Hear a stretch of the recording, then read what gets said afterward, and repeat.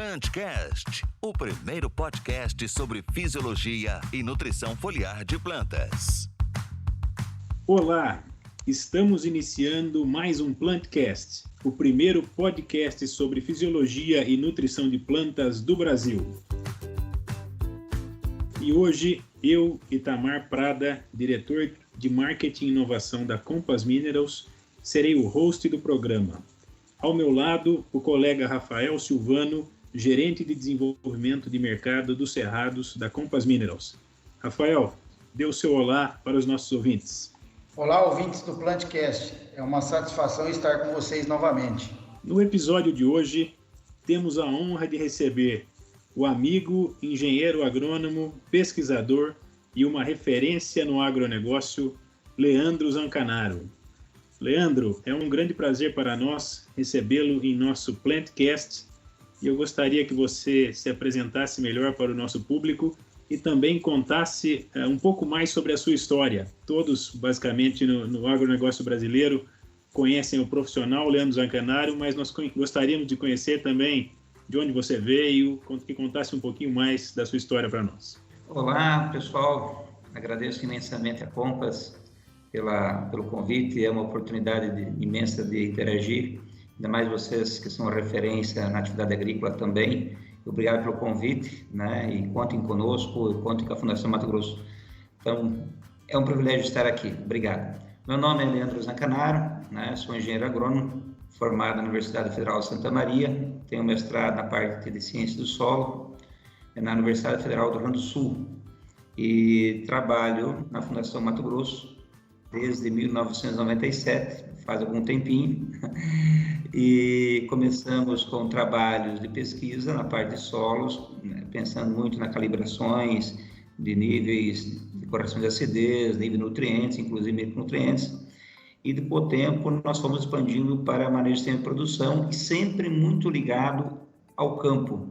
Todos os nossos resultados são aplicados em laboratórios comerciais.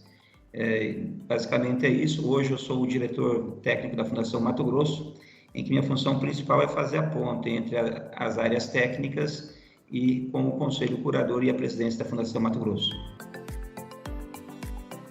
Obrigado, Leandro. E você, então, fez a sua formação acadêmica no Rio Grande do Sul, que acredito seja aí o seu estado de origem, e como é que você chegou no Mato Grosso? Bom, eu sou paranaense, né? Eu nasci em Cascavel, Paraná, sou filho de agricultor, né? E meu pai é agricultor até hoje, tenho um irmão mais velho que cultiva junto com meu pai, e meu pai é agricultor e pecuarista, né? Eles têm no seu sangue fazer tudo muito bem feito, são muito caprichosos, né? Muito mesmo. Então eu sou do Paraná, fui estudar no Rio Grande do Sul, né? Quando fui fazer a escolha do curso superior, fiquei na dúvida entre agronomia e veterinária, optei pela agronomia, acertei em cheio, né? E então eu estudei, sou paranaense, estudei 8 anos no Sul e faz 23 anos que estou aqui. E sempre muito ligado ao campo, né? Aqui o pessoal comenta, aqui dentro da Fundação Mato Grosso, que eu não posso ficar muito tempo sem ir ao campo, porque senão o meu comportamento já muda, né? Eu preciso ir para o campo, não sou de ficar muito em salas fechadas, mas sou paranaense do Rio Grande do Sul e faz 23 anos que estou aqui, Itamar. Muito legal, Leandro, e você realmente é um homem que gosta, um pesquisador do campo, realmente, né? Não é um profissional de escritório. E como é que foi a sua chegada na Fundação MT? Conta pra gente aí um pouco dessa história que já tem 23 anos. Então, eu estava finalizando o mestrado em Porto Alegre. Eu tinha já a bolsa, a vaga para doutorado já garantida, mas eu optei por ir para o campo, trabalhar um pouco. Só que eu fiquei um período parado, 6 meses parado. E nesses 6 meses começou a bater um arrependimento grande, né? Mas nesse período eu ficava muito na Universidade Federal do Rio Grande do Sul, lá no Laboratório de Solos da Universidade Federal do Rio Grande do Sul, e teve um dia que o Clésio Janello, que é meu orientador, ele meio bravo comigo, né, porque eu não tinha iniciado doutorado com ele, deixou um recado sobre a escrivaninha que eu estava usando ainda, mesmo não sendo mais aluno. Quando eu cheguei lá na minha escrivaninha, né, tinha um recado para ir na biblioteca, pegar tais artigos né? Era um artigo, vocês vão se lembrar bem, muitos de vocês, né? Sobre o PAS, né? Quando o PAS foi lançado. Aí eu fui lá, estudei todos os artigos sobre o PAS e aí eu fui falar com ele. Mas ele falou, estude para depois falar comigo. Fui falar com ele. Naquele momento, né, que eu fui falar com ele, ele estudou os artigos juntos comigo. Aí nós fomos ligar para o Clovis Borchert, pesquisador hoje aposentado da Embrapa Soja Londrina, que trabalhou muito com micronutrientes, e nós ligamos então para o Clovis. O Clovis trabalhou muito com micronutrientes, né, pela Embrapa Soja. Aí o que aconteceu? O Clovis Borchert, né, da Embrapa Soja, um dia ligou para o Clésio e perguntou se ele tinha algum estudante saído do mestrado que gostava de campo para vir para o Mato Grosso, para fazer alguns trabalhos com micronutrientes aqui no Mato Grosso, através de uma parceria com a Embrapa, Fundação Mato Grosso, Embrapa. E o Clésio, como já tinha desistido do doutorado naquele momento, me indicou, mas o Clóvis queria que alguém tivesse uma noção do PAS e do DRIS. Então, por causa disso, o Clésio falou assim, vai lá, estude, para nós ligarmos para o Clóvis. Conversamos com o Clóvis, né? Na semana seguinte eu fui para Londrina, na Embrapa Soja, numa segunda-feira, conheci o Clóvis, conheci o nosso querido, estimado e sempre presente Dario Minoru Hiromoto, que era o diretor da Fundação Mato Grosso, né? Que infelizmente partiu em 2009. Para mim é um privilégio imenso, é o maior privilégio que posso ter tido na vida profissional, foi ter começado a vida profissional com o Dario, na Minoru Hiromoto. Trabalhei 13 anos com o Dario, né? Comecei minha carreira profissional com ele, então é um privilégio. Então, lá em Londrina, naquela época, em 97, então eu conheci o Clóvis, conheci o Dario, e em cima disto saiu o convite para trabalhar aqui. Nesse paralelo, eu estava passando por um processo de seleção na FAPA, lá na Fundação de Pesquisa da Cooperativa Agrária, em Entre Rios. Então, eu aceitei de vir para cá. E nesse período, eu estava passando pela seleção lá em Entre Rios. E o Dario soube disso através acho que o Dr. Gaudêncio, um pesquisador aposentado da Embrapa Londrina, né? E o Dario falou assim, você não vai aceitar lá não, vem para cá. E eu vim para cá. E assim comecei minha vida profissional. Quando eu cheguei aqui, o Dario já tinha contratado outro colega, vocês conhecem também, com uma referência muito forte, que é o Sandro Grespan, que o Sandro estava aqui. E o Dario tentou me jogar lá para o Maranhão, né? Da onde o Sandro tinha vindo. Eu, como estava procurando oportunidades, optei por ir para o Maranhão, mas não cheguei a ir ao Maranhão. Nesse período, de novo, veio uma influência da Embrapa, né, de Londrina, e convenceu o Dario para permanecer aqui. Daí, por um período de 3 anos, eu tive o privilégio de trabalhar com o Sandro Grespan, que hoje é consultor lá em Campo Novo do Parecis. Então, a minha vida profissional começou dessa forma, né? E, de certo modo, quando eu saí do mestrado lá em Porto Alegre, quando eu saí do mestrado e desisti do doutorado, interessante, né? O Clésio, meu orientador, né? Um italiano bem falante, trabalha muito com as mãos, né? Ele falou, eu te dou 2 anos para você voltar aqui para a universidade. Você vai ver que o mundo lá fora é diferente do mundo daqui. Daqui 2 anos você está de volta. Pois é, passaram 23 anos, eu estou aqui.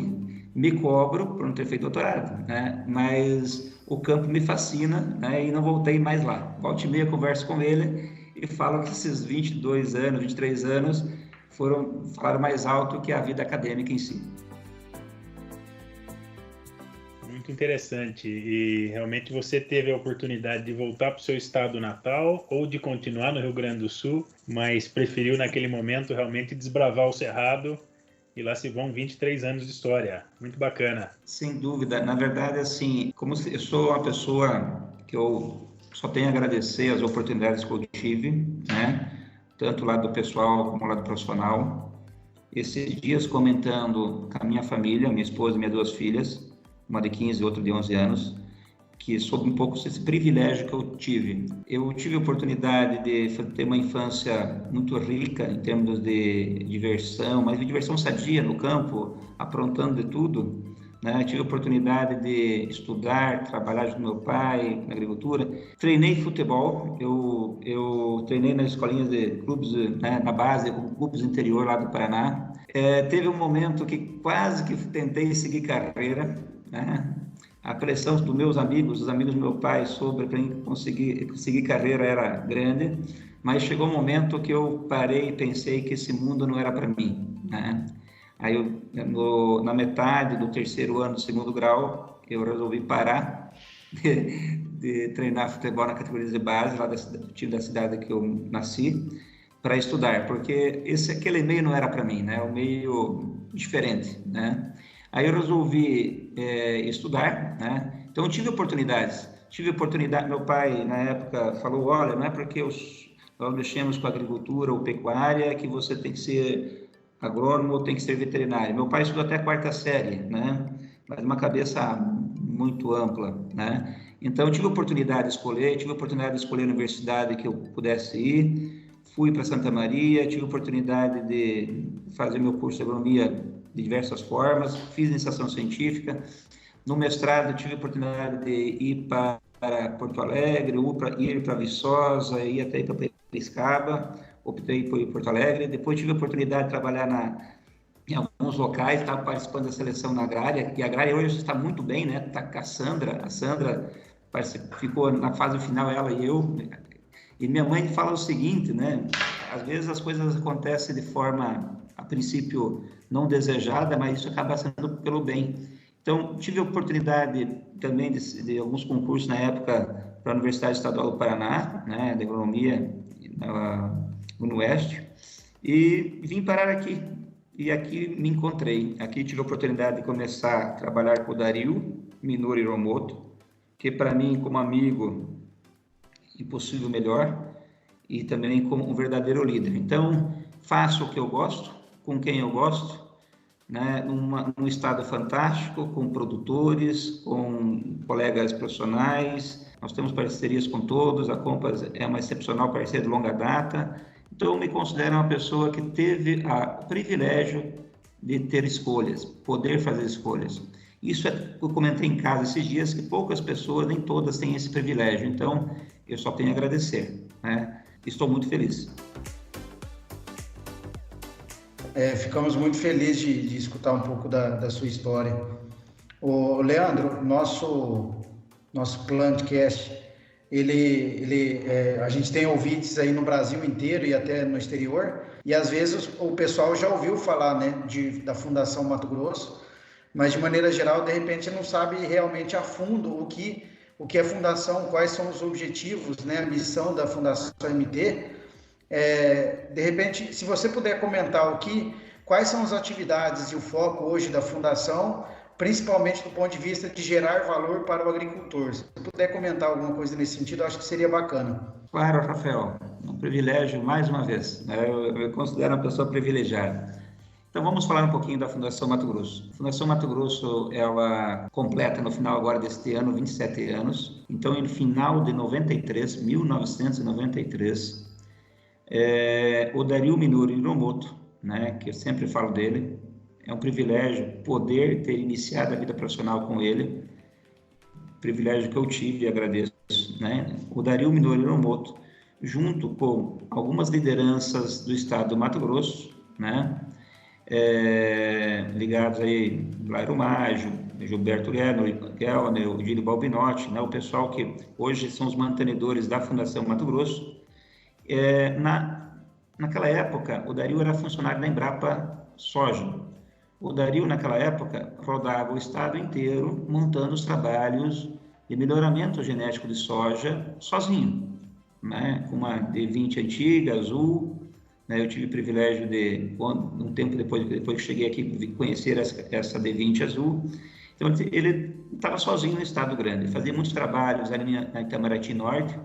Então, ao mesmo tempo, né, carecia de um trabalho de pesquisa mais encorpado aqui no Mato Grosso. Então, ele, Dario Minori Hiromoto, junto com alguns líderes, se uniram, tiveram a ideia de se organizarem e formarem a Fundação Mato Grosso. A Fundação Mato Grosso, ela iniciou, então, em 93, com um trabalho inicial focado em melhoramento genético de soja. Logo depois, começou o programa de melhoramento de algodão, né? E, para vocês terem uma ideia, né, sempre de início com parceria com a Embrapa, Londrina. Então, logo do início, né, desse desenvolvimento desse trabalho, então logo depois veio o cancro da haste. E no ano seguinte, na safra seguinte, essa parceria, a Fundação Mato Grosso e Embrapa, né, apresentou ao meio produtivo a variedade Paiaguás, primeiro material resistente ao cancro da haste. Então, assim foi indo. Logo depois veio o nematóide cisto, a variedade pintado, né, e outros materiais. Depois veio, né. Então, a Fundação Mato Grosso, junto com a Embrapa, de início, sempre, nos momentos cruciais, traziam soluções relacionadas à genética em função desse desenvolvimento de trabalho, que houve em parceria do Dario, liderança da parte técnica, com um grupo de produtores que é a Embrapa. Passado um tempo, houve motivos diversos, né? Houve a separação entre a Embrapa e a Fundação, mas ambas continuaram. Logo depois, a Fundação continuou trabalhando com melhoramento genético, teve primeiro caso de resistência genética à ramulária, né? E assim foi indo. Passou um tempo, né, em que a Fundação Mato Grosso começou a expandir na parte de solos, em 97, 98, quando eu cheguei aqui junto com o Sandro. Depois veio o programa de melhoramento de proteção de doenças, né? Veio a parte de fitopatologia primeiro, depois veio a entomologia, depois plantas invasoras, né, hematologia, depois veio nematóides, depois veio a mecanização e variedade espacial, e assim por diante. Mas chegou um momento em que a Fundação Mato Grosso, ela, por ser uma fundação, né, sem fins lucrativos, ela tinha um melhoramento genético dentro de si, né, e por questões administrativas e legais, foi decidido separar. A genética é uma outra empresa, né, e a fundação seria a pesquisa aplicada que não tivesse melhoramento genético. Então, a TMG foi criada, que é uma outra empresa totalmente independente, e a fundação ficou sem o melhoramento genético de soja e de algodão. E hoje a Fundação Mato Grosso, ela é uma empresa de pesquisa aplicada. Ela trabalha muito com cultivares, trabalhando com cultivares de todas as detentoras, mas ela não tem melhoramento genético. Então hoje ela trabalha com diversas áreas: solos, adubação, nutrição, correção de solo, sistema de produção, fitopatologia, entomologia, nematologia, hematologia, mecanização e variedade espacial. Agora vai ter uma área nova que nós criamos, que é pensar nos biológicos como um todo, né? Então, assim por diante. Associado a isso, temos um amplo programa de difusão, porque nós achamos assim que não basta fazer os resultados de pesquisa, nós temos que fazer chegar ao produtor. E nós temos no passado, né? A missão da Fundação sempre foi a mesma, né? Melhorar a vida das pessoas. E eu falo que essa missão ela é válida para todos aqueles que trabalham da maneira correta. Seja quem for, aonde for, trabalhando da maneira correta, melhora a vida das pessoas. Não é só a sua vida, da sua família, mas de todos que estão ao seu redor e também daqueles que estão mais distantes. Então, a missão da Fundação é essa. E a visão da Fundação é ser a instituição referência em desenvolvimento e pesquisa agrícola, né? Em pesquisa aplicada, né, para que isso atinja o produtor e a comunidade local e automaticamente estadual e nacional. Então, a Fundação continua com essa visão e nós temos um slogan atual que seria o seguinte: dar vida aos resultados de pesquisa, né? A gente comenta aqui, né, que isso é o Dario, viu, pessoal? Não é nem nosso atual. O Dario falava o seguinte: legal todo esse trabalho de vocês, tal, mas isso aqui vai resultar em quê na prática? Qual vai ser o benefício que tudo isso vai resultar para a agricultura como um todo e automaticamente para a sociedade? Então, dar vida aos resultados, um slogan que nós temos há 3 anos, mas isso é uma mensagem do nosso querido Dario. Então, o resuminho da Fundação Mato Grosso aí.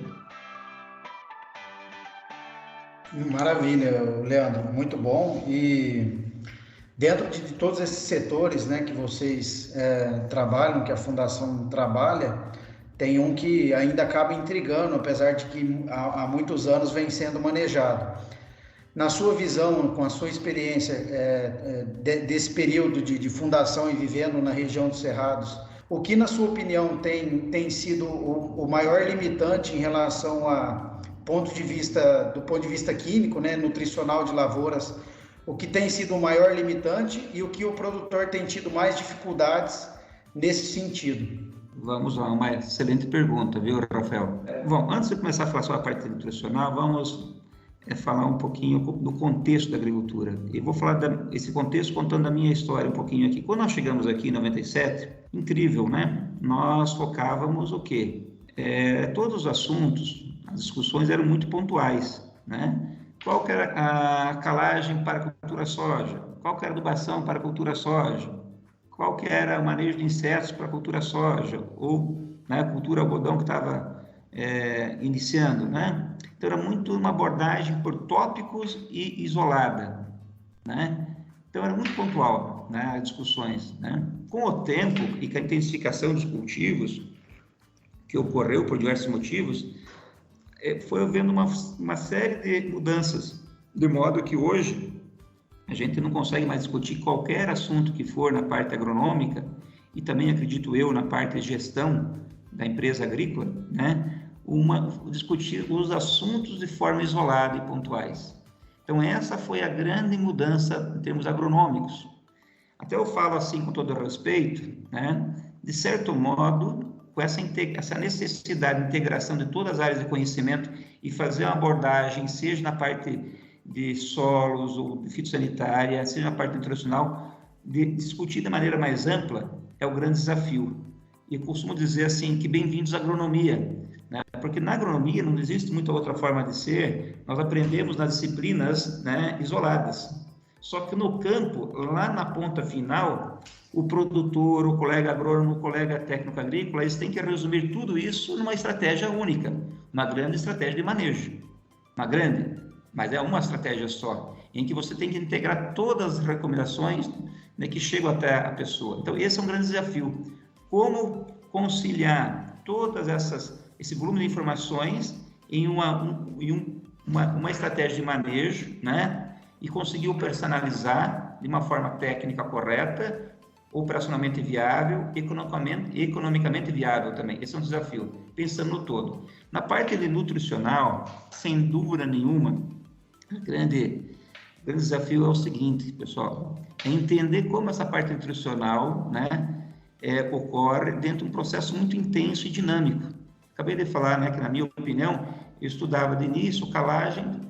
Os primeiros trabalhos que nós fizemos em 97 foi com um trabalho com o Klaus Bort, em que nós estudávamos níveis de correção de acidez associada à estratégia de manejo do zinco, do cobre, do manganês, do boro, em Campo Parecido e Nova Mutum, né? Mas era uma abordagem isolada. Hoje eu tenho que pensar, isso é extremamente válido, o que foi feito no passado, mas eu tenho um sistema que não é mais um sistema pontual, uma cultura só por ano, são duas culturas, o aporte de raiz, o aporte de cobertura vegetal é outro, né? Nós temos, antes, os materiais eram de soja, 125 dias mais precoce, 140 dias mais longo, 150 dias, né? Uma cultura por ano.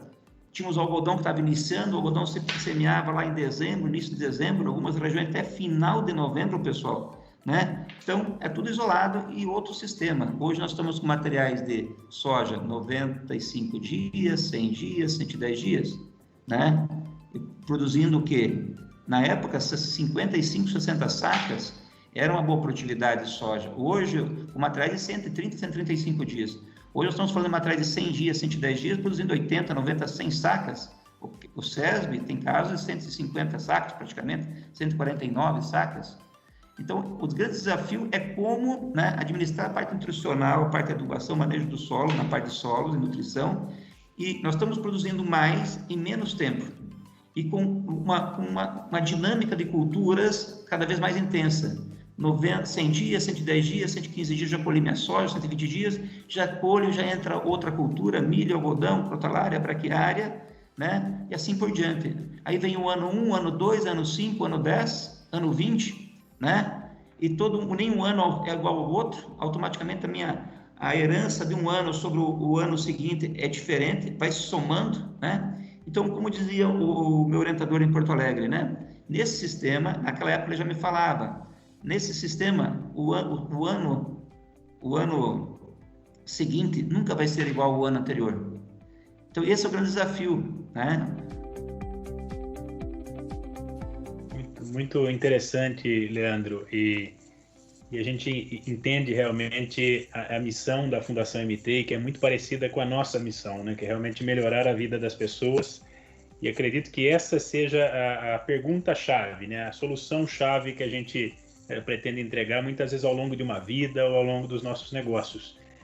E nós que escolhemos aí atuar no agronegócio, a nossa missão é como que a gente se relaciona em todas essas áreas que você comentou, que não podem ser avaliadas de maneira isolada, para que a gente traga uma alta produtividade, com uma alta rentabilidade e com uma alta sustentabilidade, né?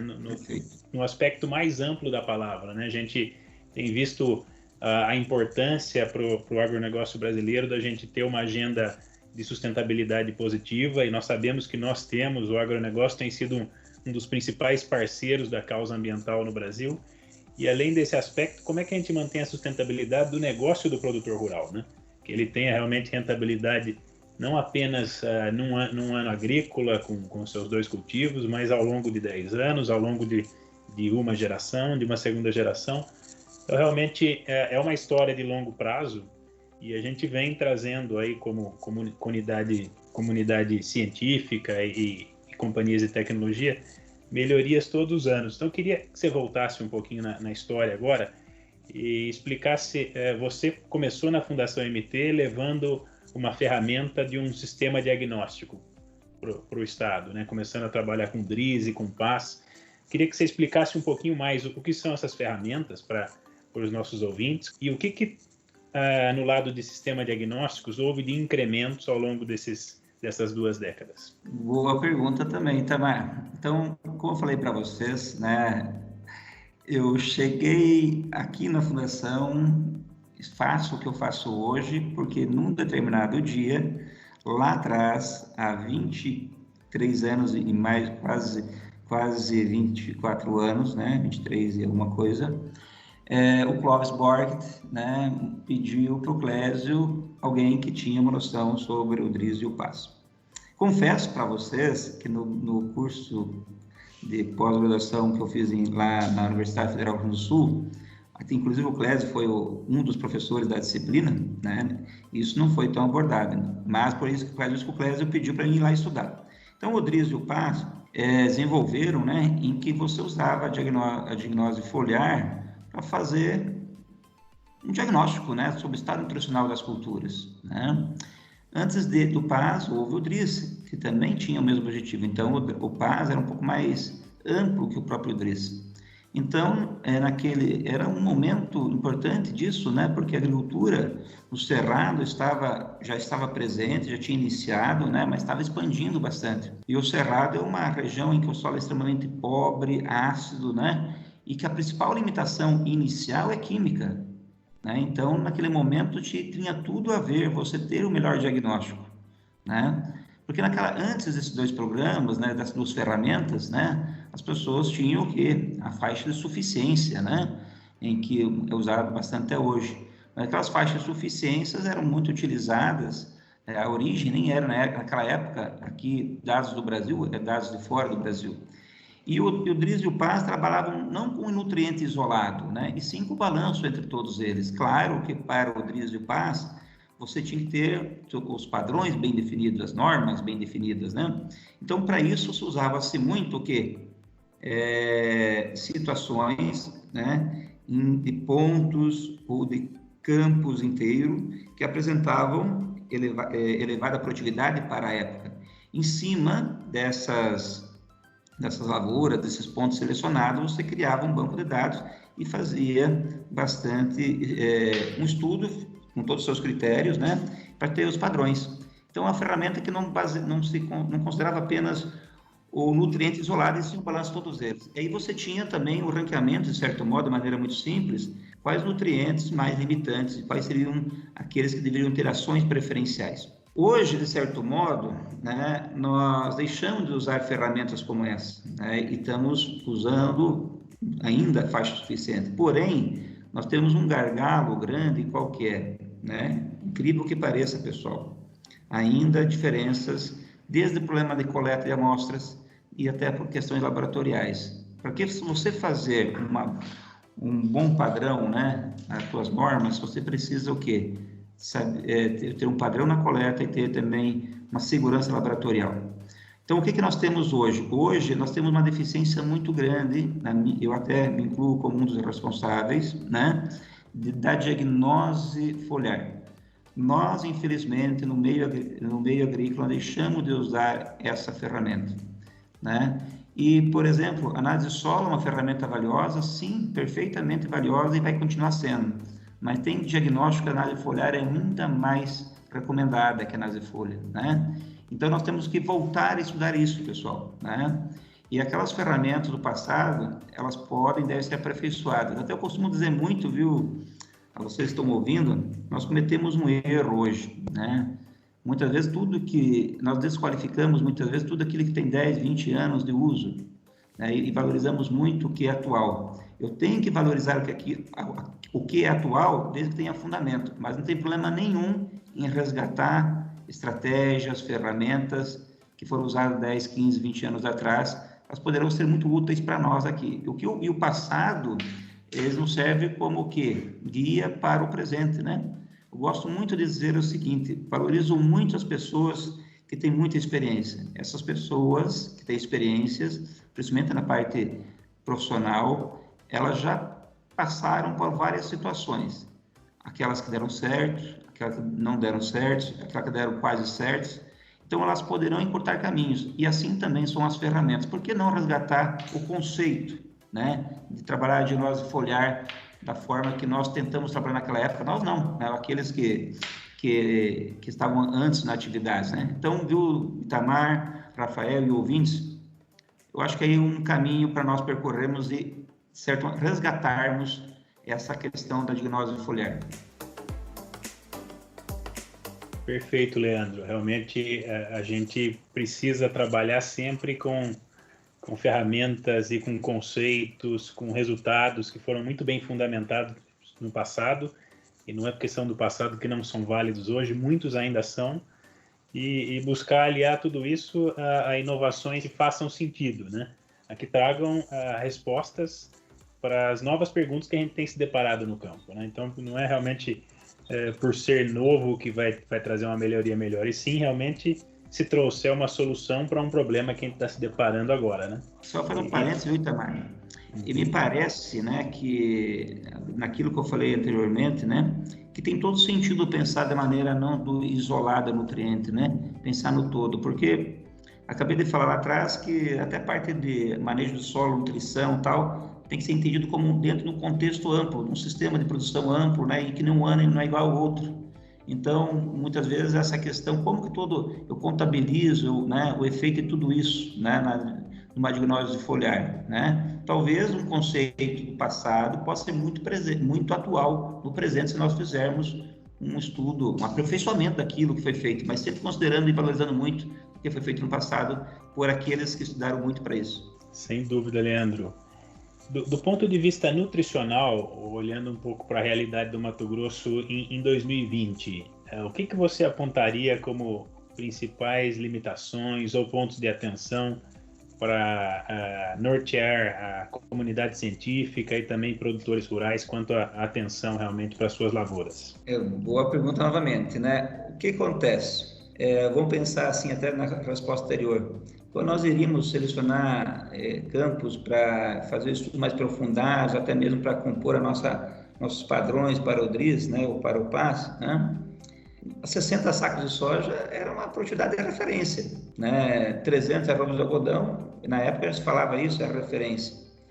Passou-se todo esse tempo, hoje, pessoal, falar em 60 sacos de soja para os bons produtores, né, em parte significativa dos seus campos, o produtor não fica satisfeito. Hoje, a frequência da ocorrência de campos com 70, 80 sacos de soja é muito alta já. Algodão com 300 arrobas ocorre, mas é frequente ter 340, 350, 370, 380, 400 arrobas. Em campos comerciais não é tão difícil mais. Então, qual que é a questão do desafio, viu, Itamar e demais, né? Como conciliar esse aumento de produtividade, né, Os materiais genéticos têm sim, na minha opinião, um efeito, uma condição de entregar geneticamente um potencial produtivo maior. Como eu consigo aproveitar melhor esse potencial genético, adequando a minha nutrição, né? Acabei de falar que nenhum ano é igual ao outro, acabei falando que o meu sistema não é igual ao seu, né? Como administrar tudo isso? Então, na parte nutricional, por exemplo, um material de 100 dias, 105 dias, era lá produzindo 80, 90 sacos de soja, né? Era totalmente diferente daquela soja de 135 dias, que colhia 60 sacos, 63 sacos. Então, como a nossa interpretação nutricional vai ser a mesma, né? Então, como que eu vou trabalhar esse diagnóstico, né? Outra, né? Nós estamos por um ajuste fino, né? Quando nós temos uma lavoura de alto potencial produtivo, né? Pequenos estresses, né? Que eu nem percebo, né? Para mim não aconteceu, mas para a planta aconteceu. Ela pode representar eu tenho um potencial para 100 e tantos sacos, um pequeno estresse, seja ele de ordem biótica ou abiótica, seja ele de ordem nutricional, aconteceu e eu não percebi, né? Então eu vejo assim, quando você trabalha com níveis de produtividade mais altos, e nós temos essa condição, você tem que trabalhar com ajuste fino. E nem sempre nós temos esse ajuste fino. E às vezes você pode ter que adotar a estratégia de trabalhar, não deixar que ocorra algum fator limitante, né? Não ter uma barra do barril limitante, né? Porque muitas vezes nós não conseguimos ter todas essas ferramentas de nós perfeitas. Então, na minha opinião, Itamar, para bons produtores, para bons sistemas de produção, adotado ao longo do tempo, né? Com bons materiais genéticos que nós temos hoje, né? Você tem que fazer ajuste fino. Nem sempre nós temos as ferramentas totais para fazer ajuste fino em tudo. E às vezes é necessário você trabalhar com o quê? Com a estratégia de evitar perdas, né? Então, esse é o desafio. Às vezes, eu não consigo quantificar todo o diagnóstico. Aí, eu tenho que trabalhar com uma estratégia, não de segurança, mas de quê? De um pouco mais de prevenção de algum potencial de perda, tá? Esse, eu acho que é o caminho para as altas produtividades, né? Mas isso para produtores que estão bem à frente, né? Muito bom, Leandro, e dentro dos seus comentários, nesse sentido, de que, olha, eu acho que para patamares de produtividade que se observa em áreas comerciais, realmente o produtor começa a apertar parafusos menores, vamos falar, que antes eram vistos como menores, mas que são os parafusos necessários para chegar nessas 80. Talvez dentro disso estejam micronutrientes, por exemplo.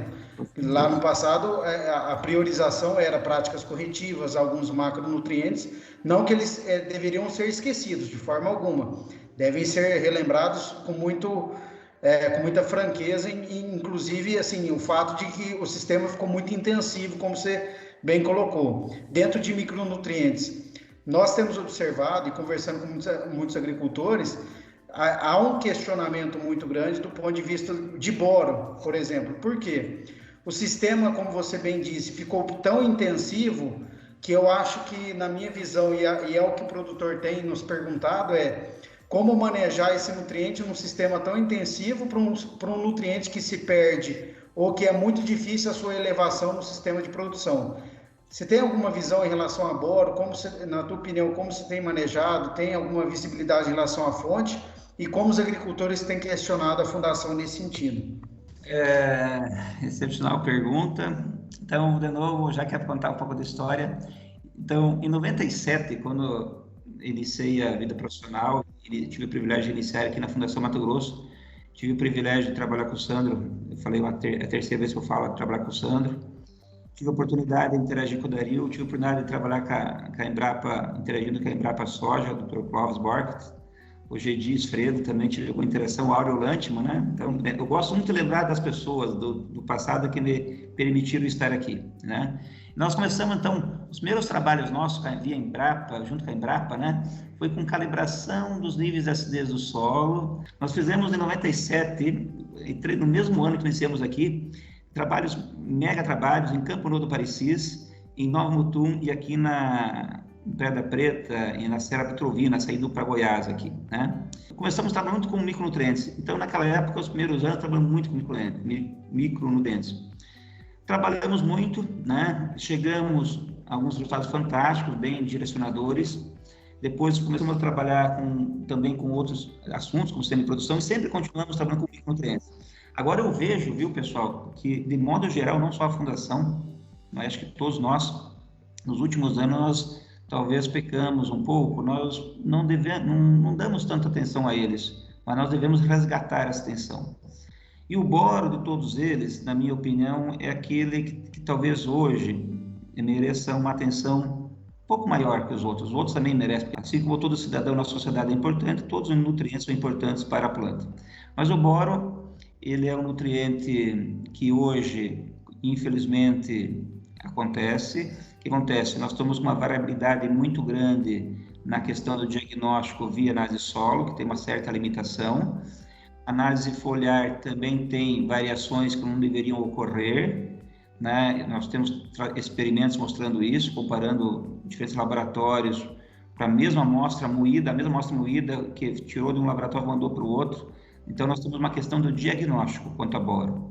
Quando você não tem um diagnóstico correto, ou seguro, né, vamos chamar seguro, você tem que trabalhar com uma estratégia que te exponha a menos, né? Quais são nossos resultados para boro? O boro é um nutriente, então, que eu nem sempre eu tenho um diagnóstico seguro, pelos motivos que eu falei. Os entendidos, né, falam que a metodologia desenvolvida pelo IAC, água quente, é uma metodologia confiável, tem seus segredos, né? Então, qual que é a estratégia? Eu recomendo assim para o produtor, né? Boro em solos com textura mais argilosa. Você tem uma chance de resposta a boro, sim. Mas solos com textura mais leve, menos matéria orgânica, a tua probabilidade de resposta aumenta. Em ambos os solos, né, na minha opinião, eu recomendaria de uma forma. O boro, nós temos experimentos, né, mostrando isso, ele pode ser tanto absorvido quanto perdido em profundidade. Em solos arenosos perde mais em profundidade, em solos mais argilosos ele é absorvido em maior intensidade. Mas aplicar todo ano, né? Aplicar todo ano. E mais importante que só a dose, não precisa ser, na minha opinião, doses tão elevadas, não precisa não, né? Mas é importante você ter frequência de aplicação, aplicar todo ano, principalmente em solos mais arenosos. Então, e nós temos uma correlação muito grande entre a aplicação de boro via solo com a diagnose foliar, né? Nós temos uma correlação muito grande. Eu acreditaria que a diagnose foliar seria até mais confiável que a diagnose via análise solo, mas eu aplicaria o boro todo ano, né? Principalmente com uma frequência maior em solos arenosos. Micronutrientes são muito importantes, né? E a Compass, por mais que tenha seu negócio, questão de micronutrientes, eu sei que ele compartilha de ideia parecida à minha. Nós temos que aplicar micronutrientes no necessário. Não posso aplicar excessivamente, né? E não posso deixar de aplicar. Importância não significa necessariamente grande quantidade. Importância significa em fazer o necessário na forma correta. Quanto a fontes, é um tema bastante polêmico atualmente no Mato Grosso, né? Nós temos trabalhos de longa duração, né? Aqui eu vejo que não está tão fácil de perceber diferença entre muitas fontes do mercado via solo, né? Nós temos preferência de aplicar boro via solo, né?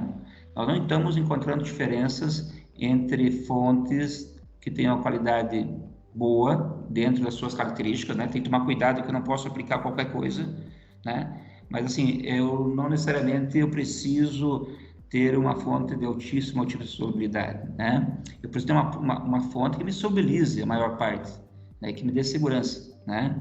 E, então existe uma flexibilidade aí em termos de fontes, né? Nós não encontramos trabalhos com algodão 6 anos contínuos, né? Também isso em solo argiloso, mas temos solos arenosos, pensando na cultura soja, diferença significativa entre fontes que tenham boa qualidade. Eu tenho fontes com uma origem, outra origem, tenho fontes com procedimento, com outro procedimento, eu não consigo enxergar, desde que tenha fontes de qualidade. O que nós temos que ter? É ter fontes com boa qualidade dentro daquilo que é possível usar. Nós temos fontes hoje, né, em posicionamentos diversos, né? Desde que você tenha fontes seguras dentro de diferentes propósitos, né, de boa qualidade, nós não conseguimos encontrar diferença entre fontes. Boro eu aplicaria com maior frequência, né, eu não apostaria de maneira alguma em adubações corretivas para boro. Eu prefiro aplicar todo ano doses menores frequentes. Legal, é muito bom, Leandro. Eu acho que dentro disso, eu acho que é bem bacana a forma como você coloca, de que não é porque o nutriente que às vezes mais aparece baixo na análise de solo, e também tem-se esse questionamento em relação à metodologia de extração, que o agricultor deve abusar da dose deste micronutriente específico, por se tratar de um micronutriente que é preciso, é necessário, as plantas demandam, mas também o excesso pode ser prejudicial. Então, eu acho que é muito interessante o seu ponto de vista. Primeiro, eu acho que corrobora muito do que nós, como Compass Minerals, temos trabalhado, de que o foco, realmente o grande foco para o sistema de produção de boro, pensando em boro, seja através de adubações via solo e muitas pequenas complementações via folha, muito pouco, mas realmente o foco é o solo, e que se faça todo ano.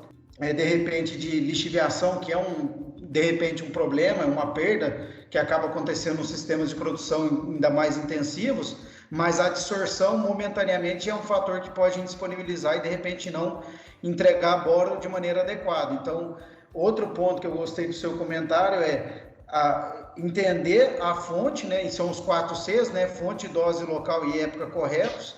Dentro dos 4 Cs, fonte é uma delas, e uma fonte de boa qualidade e de repente uma solubilidade relativamente intermediária em relação a ser mais gradual, como alguns boratos, né, boratos de cálcio e sódio, por exemplo, seriam mais interessantes nesse sentido. E dentro dessa sistemática de sistemas de produção, é fato de que o produtor, de uns talvez 5 anos para cá, tem se atentado mais à rotação de culturas e plantas de cobertura. Isso é algo que há um certo nível de conscientização, né? E quem ganha com isso é o solo, é o próprio sistema. Na sua opinião, ou se vocês têm algumas pesquisas, o que você tem visto que, em relação a plantas de cobertura, e o que tem mais surtido efeito nos sistemas de produção do Mato Grosso, na tua visão? O produtor, pelo menos aqui do Mato Grosso, onde eu convivo mais, né, ele tem o seu sistema predominante e preferencial, que é fazer 2 culturas comerciais onde é possível, né, que tem ambientes que não é possível. Às vezes é melhor fazer uma bem feita, né, comercial, do que arriscar as 2. Mas onde é possível, o produtor, e tem uma razão lógica, né, os custos são altos e a necessidade de fazer renda é de fazer 2 culturas comerciais, soja, milho. Acompanha aí 50% do estado do Mato Grosso, da área cultivada com soja, 50% da área cultivada com soja do Mato Grosso tem milho na segunda safra, e tem algodão na segunda safra, né? Em parte aí 800 mil hectares aproximadamente, são um total de quase um pouquinho mais de 1 milhão de hectares de algodão. Então, 800 mil, né, é após soja. Então, o produtor tem essa preferência, né, e tem uma razão, né, e eu, se fosse produtor, talvez também faria, assim, eu tenderia a fazer isso continuamente. Porém, o que acontece? Essa intensificação, ela tem um lado bom. Esse sistema, mesmo que seja sucessão, soja, milho, soja, algodão, é um sistema, não é o ideal, mas é muito melhor do que quando eu tinha só soja, ou quando eu tinha um ciclo longo, só soja, porque eu deixava muito solo exposto, gradeava mais, revolvia mais, erodia mais, espalhava mais nematóide, degradava mais, né? Então, o sistema de sucessão soja-milho, ele é muito melhor que o sistema soja sozinho. O soja-algodão, ele é um sistema muito melhor do que quando tinha só algodão sozinho. Naquela época, toda a distribuição soqueira era mecânica. Então, fazia o quê? Revolvia o solo todo ano, e isso implicava em degradação, e também, no Mato Grosso, também ocorre erosão. Então, esse sistema de sucessão, ele é muito melhor que o anterior. E que bom, né? E que bom. Mas é um sistema diferente. O que acontece muitas vezes, o produtor, ele começou, na minha opinião, o que começou a forçar o produtor a pensar num sistema diferente de sucessão foram 2 questões principais.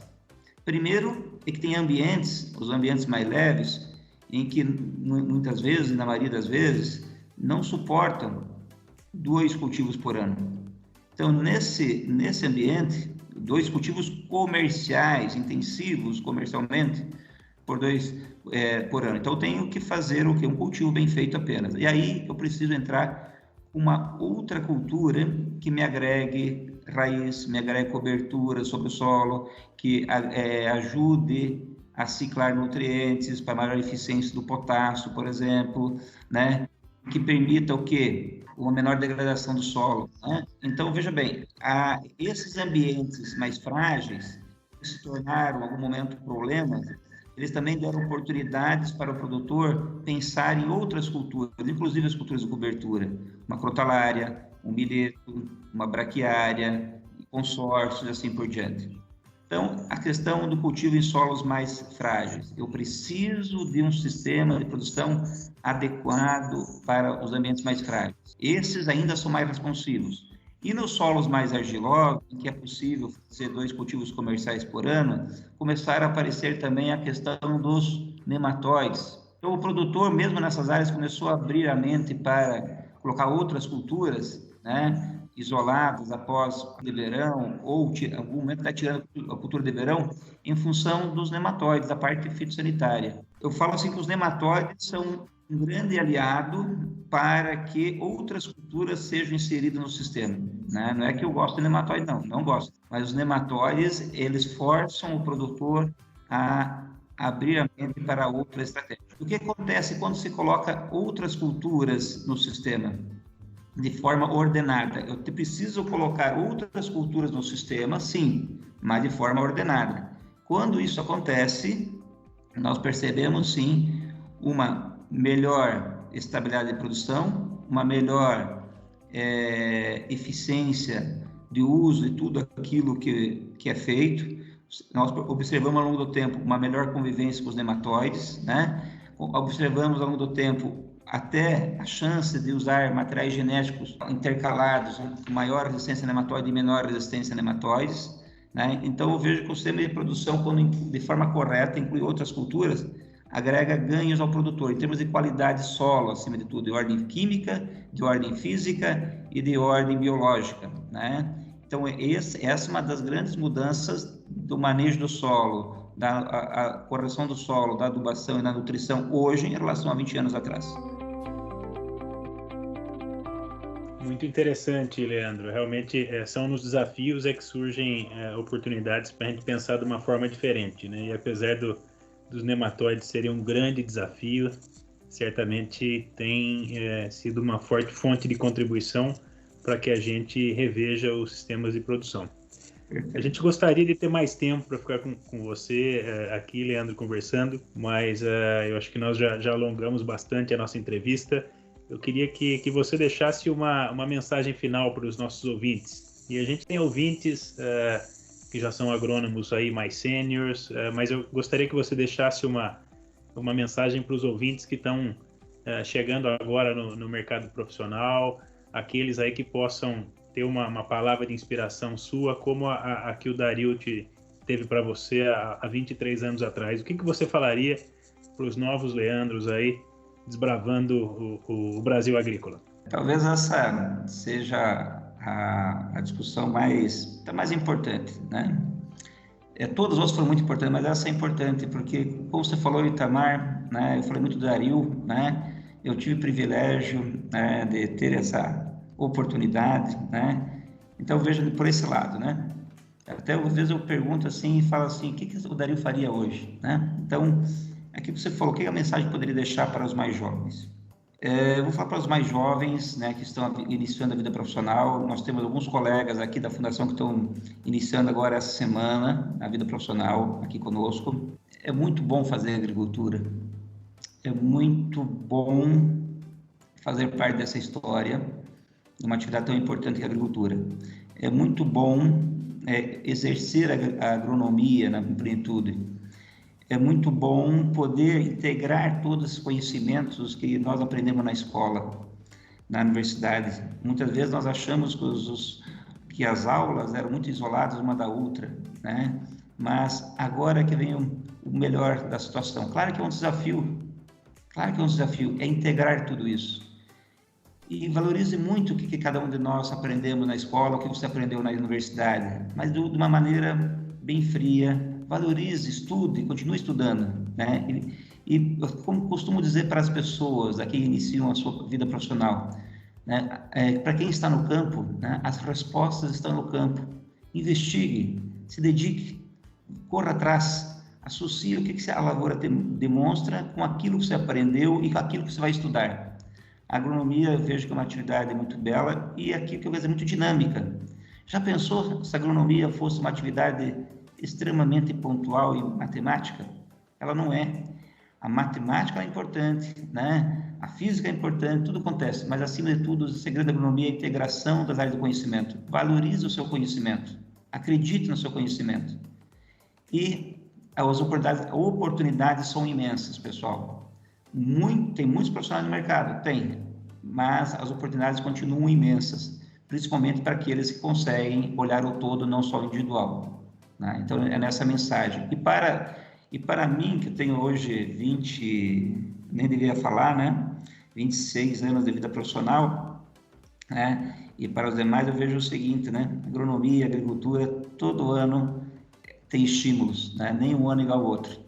Eu, lá em casa, a minha esposa fala o seguinte, né? Você não tem vícios. Ela para um pouco e fala, não, você tem um vício.